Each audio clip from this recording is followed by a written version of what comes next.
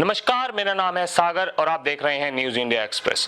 आज हम मौजूद है बाटा चौक में, सेंट्रल पॉइंट में, जहां पे हमारे साथ मौजूद है डॉक्टर श्री अजय तिवारी जी और ये भारतीय प्रवासी परिषद के मुख्य अध्यक्ष हैं। तो सबसे पहले तो सर आपका बहुत बहुत धन्यवाद हमारे साथ जुड़ने के लिए। सागर जी बहुत बहुत नमस्कार कि आपके चैनल ने हमें मौका दिया और हम बताइए क्या जानना चाहते हैं आप। तो सर सबसे पहले तो हम ये जानना चाहेंगे कि आप ये जो भारतीय प्रवासी परिषद चला रहे हैं, ये संस्था चला रहे हैं, इसको चालू करने के पीछे आपका मुख्य उद्देश्य क्या था? आदरणीय सागर जी, आज आप देख रहे हैं कि भारत देश में प्रत्येक व्यक्ति जातिगत लड़ाई लड़ने की कोशिश कर रहा है और हम जैसे लोग चाहते हैं कि इस भारत देश से जातिवाद और प्रांतवाद को कैसे खत्म किया जाए, जातिवाद के भेदभाव को, प्रांतवाद के भेदभाव को किस तरह से खत्म किया जाए। तो ऐसी स्थिति में भारत देश के प्रत्येक राज्य से, जो एक राज्य से दूसरे राज्य में व्यक्ति आता है, वो प्रवासी जिंदगी बिताता है, क्योंकि भारत के संविधान में ही माइग्रेशन और डोमिसाइल का चलन है। इसलिए भारत देश का प्रत्येक व्यक्ति जो एक राज्य से दूसरे राज्य में जाता है, रहता है, नौकरी करता है, काम करता है, व्यापार करता है, वह प्रवासी होता है। और उन प्रवासियों के बगैर उस राज्य का विकास नहीं होता है, लेकिन उसके लिए सुविधा नहीं होती है। उस सुविधा की मांग को लिए भारत देश के प्रत्येक राज्य में प्रवासी कल्याण बोर्ड बनाने के लिए हम लोग काफी दिनों से, कई वर्षों से प्रयासरत हैं और हमने सुप्रीम कोर्ट से मुकदमा जीतकर पंजाब में प्रवासी कल्याण बोर्ड बनवाया भी है। प्रवासी कल्याण बोर्ड वहां चल रहा है। अभी हमारे योगी आदित्यनाथ उत्तर प्रदेश के और तमिलनाडु, आंध्र, आसाम के मुख्यमंत्रियों से वार्ता चल रही है और बहुत जल्द मुझे ऐसा एहसास होगा कि भारत देश के प्रत्येक राज्य में प्रवासी कल्याण बोर्ड बन जाएगा, जिससे कि प्रवासियों की सुरक्षा, सम्मान और समान अधिकार की रक्षा हो सकेगी। तो सर आप इस संस्था को कितने टाइम से चला रहे हैं? आपने कब इस संस्था की स्थापना की थी, कौन से साल में? सर ये संस्था भारतीय प्रवासी परिषद सन 2013 में हमने इसका रजिस्ट्रेशन कराया।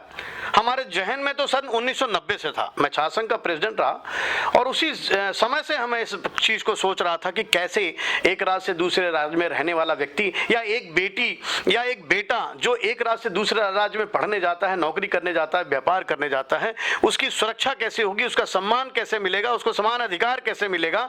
इस पर हमारी चिंता तो बहुत पहले से थी, लेकिन 2013 में हमने इसको मूर्त रूप देख करके रजिस्ट्रेशन कराया और आज भारत देश में लगभग 18 राज्यों में हमारे प्रेसिडेंट हैं और भारत देश में ही नहीं, विदेश के लोग भी हमारे इसमें मेंबर हैं, क्योंकि इसमें विदेश में रहने वाले अप्रवासी लोगों के लिए भी काम होता है। हमारे देश के बुद्धिजीवी लोग, जो ज्यादा पढ़े लिखे लोग हैं, जिन्होंने अप्रवासी मंत्रालय ना बना करके प्रवासी मंत्रालय बनाया है और भारत देश के प्रवासियों को बेघर करके छोड़ रखा है। और दूसरी बात यह है कि विदेश में रहने वाला व्यक्ति भारत देश का जो वासी है, जो विदेश में रहता है, उसका इमिग्रेशन सर्टिफिकेट बनता है और वह व्यक्ति वहां अप्रवासी होता है। प्रवासी तो हमारे देश में होते हैं जो एक राज्य से दूसरे राज्य में रहते हैं। अच्छा, तो आप इस संस्था को अंतर्राष्ट्रीय स्तर पर भी चलाते हैं? जी जी बिल्कुल चलाता हूं और काफी सुविधाएं भी देने की कोशिश करता हूं। और जहां भी हमारे तमिलनाडु के प्रभारी आरपी सिंह जी, प्रमोद तिवारी जी, विवेक मिश्रा जी और अजय सिंह जी, ये सारे लोग जो हैं जहां जहां भी हैं, आसाम, उड़ीसा में काम करते हैं। अभी हमने तमिलनाडु में लगभग 22 अस्पतालों में आरओ जो लगवाया है वो संस्था की तरफ से लगवाया है। और यहाँ भी दिल्ली एनसीआर में जो आज प्रवासी शब्द का इस्तेमाल हो रहा है वो सिर्फ इसीलिए हो रहा है कि प्रवासियों ने इस कोरोना के 3 साल की महामारी में, आप देख रहे हैं 3 साल हो गया कोरोना कोरोना कोरोना कोरोना, और इस कोरोना ने भारत देश के प्रत्येक व्यक्ति को आज कमजोर कर रखा है। हाँ, ये अलग बात है कि भारत देश में जो वैक्सीनेशन लग रही है जिससे लोगों की जान बच रही है, लेकिन बहुत से लोगों को हमने खोया भी है। और सबसे ज्यादा जो की चीज खोया है वो खोया है रोजगार, वो खोया है व्यापार, वो खोया है परिवार। और ऐसी स्थिति में जो प्रवासी लोगों ने पलायन किया, जिनको आज भी सही ढंग से खाना नहीं मिल रहा है, और भारत देश के प्रत्येक व्यापारी के पास आज व्यक्ति की कमी हो गई है। जो एक दाई का काम करने वाली है वो सही ढंग से दाई भी नहीं मिल रही है। और अगर कोई प्रवासी कहीं रह रहा है तो क्या कहूं मैं, प्रशासन उसकी मदद नहीं कर रहा है, जिसकी वजह से उसके घर में ही बलात्कार हो जाता है, एफआईआर नहीं लिखी जाती है, उसकी हत्याएं हो जाती हैं, एफआईआर नहीं लिखी जाती है। और ऐसी स्थिति में हमें भारतीय प्रवासी परिषद की टीम को ले जा करके उसकी मदद करनी पड़ती है, प्रशासन से गुहार करना पड़ता है कि भाई इसकी मदद करिए। और तब भी बड़ी कोशिश के बाद भी जब मदद नहीं हो पाती है तो दिल हारता है। लेकिन हम प्रवासी परिषद के लोग, भारतीय प्रवासी परिषद की टीम हारने वाले लोग नहीं हैं। आज नहीं तो कल भारत देश के प्रत्येक राज्य में प्रवासी कल्याण बोर्ड बनेगा और तब जाकर के हमें यह महसूस होगा कि सुरक्षा के लिए भारत सरकार के, केंद्र सरकार और राज्य सरकार हमारी मदद कर रही है। तो सर किन किन तरीकों से आप इसमें जुड़े हुए लोगों को सुविधाएं मुहैया कराते हैं, क्या ऐसे तरीके हैं आपके?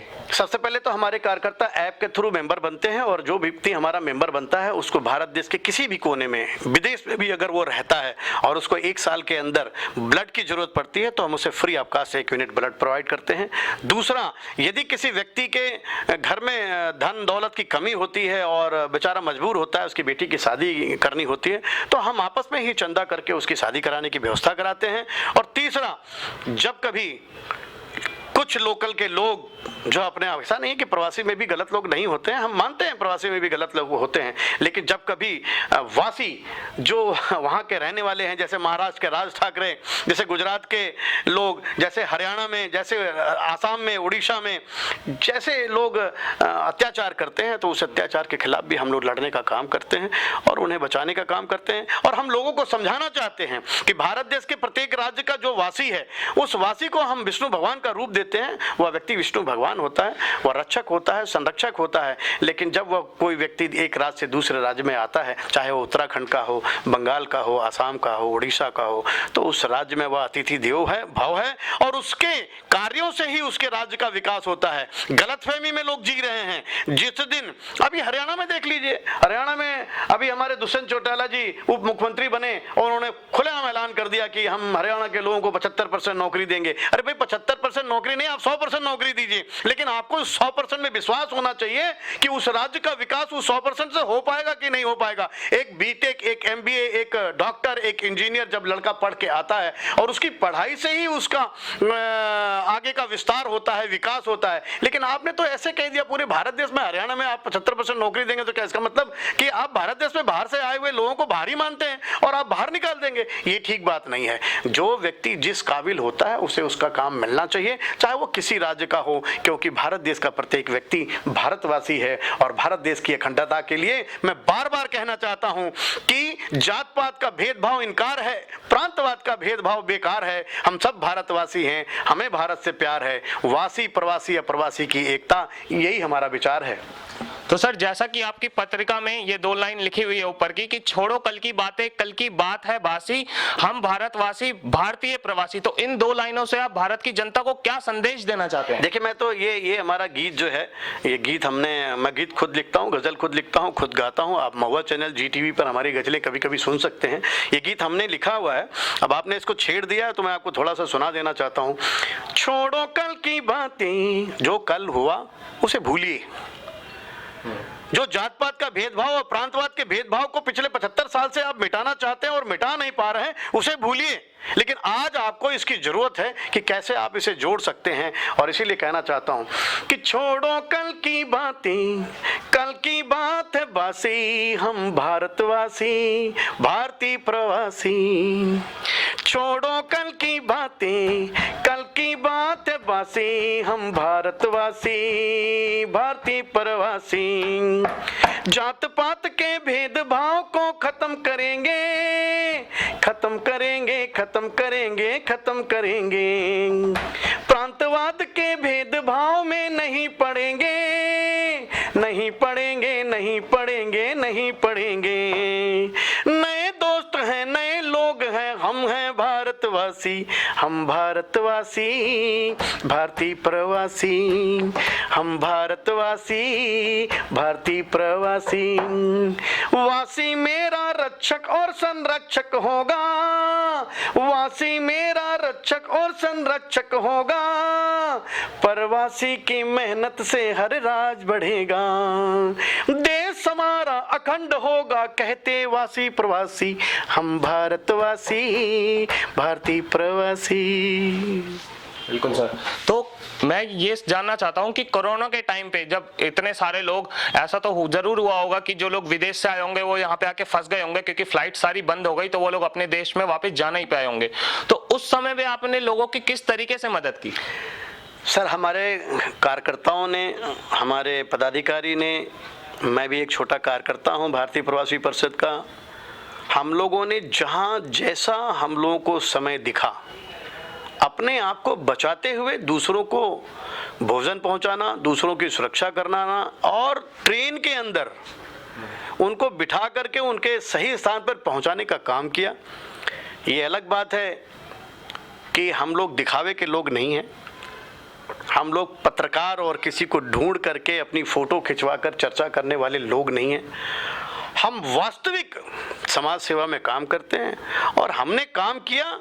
हमने लाखों लोगों के बीच में जा कर के लोगों की सुरक्षा और भोजन पहुंचाने और एक दूसरे के घर पहुंचाने का काम किया और मुझे संतुष्टि है कि मैंने वो काम किया। भले ही आपके अखबार के लोगों ने मुझे छापा हो या ना छापा हो, वैसे तो बहुत लोगों ने छापा है, लेकिन मुझे खुशी है कि हमने अपने हाथों से, हमारे कार्यकर्ताओं ने अपने हाथों से, हमारी टीम ने अपने हाथों से समाज सेवा की। तो आपने ऐसे काम किए कि एक हाथ से काम किया तो दूसरे हाथ को पता भी नहीं लगने दिया। हाँ, नहीं, ऐसा नहीं है कि दूसरे हाथ को पता नहीं लगा। दूसरे हाथ को पता लगा। बहुत से अखबार ने, बहुत से चैनल ने उसे दिखाया भी और हमारे पास उसकी सारी कटिंगें भेजी भी उन्होंने। लेकिन चूंकि वो माहौल ऐसा था कि एक पत्रकार भी, हर व्यक्ति का जीवन होता है, एक पत्रकार भी डरता था आने जाने में, और ऐसी स्थिति में पत्रकार को ढूंढ के बुलाना। अब गौ माँ को केला खिलाना है तो गौ माँ को केला खिलाने के लिए पहले मैं पत्रकार को ढूंढूं, फिर मैं केला लेके जाऊं और 2 केला खिलाऊं। तो भाई साहब, इससे ऐसी केला खिलाने के लिए मैं नहीं पैदा हुआ हूं। मैं काम करता हूं। अगर उस बीच में किसी ने मुझे छाप लिया तो अच्छा है, अब नहीं छापा तो कोई बात नहीं। हम समाज सेवा कर रहे हैं और करते रहेंगे। तो बहुत बहुत धन्यवाद सर आपका हमारे साथ जुड़ने के लिए। तो जैसा आपने देखा कि सर हमेशा ही सोशल वर्क में एंगेज रहते हैं। ये इन्होंने हर तरीके के सोशल वर्क को करा है। जो भी लोगों को यहाँ पे परेशानी हो रही थी प्रवासी के तौर पर, उन्होंने उन लोगों को सारी फैसिलिटीज मुहैया कराई है। तो बहुत बहुत धन्यवाद हमारा आपके साथ जुड़ने के लिए सर। देखते रहिए न्यूज इंडिया एक्सप्रेस। आपके माध्यम से मैं एक चीज कहना चाहता हूँ। इस चैनल के थ्रू जो भी व्यक्ति मुझे देख रहे हैं, मेरा नाम डॉक्टर अजय तिवारी है। आप प्ले स्टोर पे जाइए, एक ऐप डाउनलोड करिए, BPP। भारत देश के किसी भी कोने में यदि प्रवासियों की कोई समस्या होती है, मेरे नंबर पर फोन करिए।